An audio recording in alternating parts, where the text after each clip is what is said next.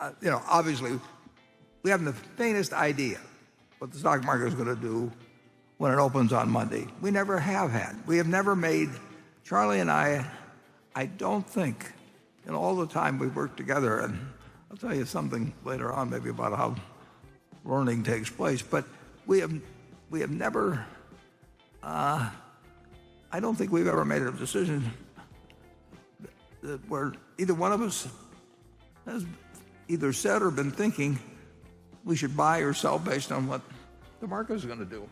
No. Or for that matter, on what the economy is going to do. We don't know. And the interesting thing is, sometimes I get some credit someplace for the fact that, how wonderful it was that we were optimistic in 2008 and when everybody was down on stocks and all that sort of thing. We spent a big percentage of our net worth at a very dumb time. and I shouldn't say we, it's I. We spent about $15 or $16 billion, which was a lot bigger to us then than it is now. We spent it in the last few weeks. There was a period of 3 or 4 weeks between Wrigley and Goldman Sachs and General. At a terrible time, as it turned out. I mean, I didn't know whether it was going to be a good time or a bad time, but it was a really dumb time. And I wrote an article for the New York Times and Buy American and all these things. Well, if I'd had any sense of timing and waited 6 months until, I think the low was in March, and in fact, I think I was on CNBC maybe that day or something, but I totally missed that opportunity. I totally missed, in March of 2020. We have not been good at timing. We've been reasonably good at figuring out when we were getting enough for our money, and we had no idea when we bought anything. Well, we always hoped it would go down for a while so we could buy more, and we hoped even after we were done buying and ran out of money that if it was cheap, the company would keep buying, and in effect taking our interest up.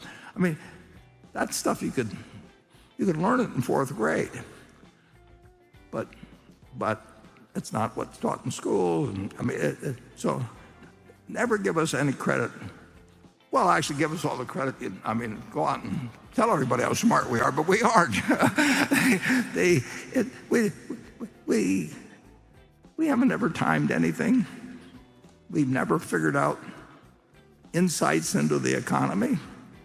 I mean, when I was 11 years old, March 12th, I guess, 1942, March 11th, I bought stock when the Dow was 90.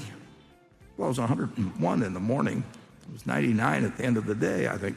And, now it's 34,000, or maybe it's 1,000 less than it was on Thursday. But I just, it's one decision that it's a good thing to own American business. We're going to be in America 50 years from now and 100 years from now, and we'll do better in stocks than we will in bonds. It's amazing how hard people make what a simple game it is. But of course, if they told everybody what a simple game it was, 90% of the income or more of the people that were speaking would disappear. So there's really a little too much of us to expect of human nature that people will explain why they really aren't adding any value to what you can do by yourself, or actually I hate to use the example, but you can't have monkeys throwing darts at the page and take away the management fees and everything. I'll bet on the monkeys, but I don't consider them a superior species, and I don't want them to move next door instead of my next door neighbor or anything. But that is the way it's just the way it has to be.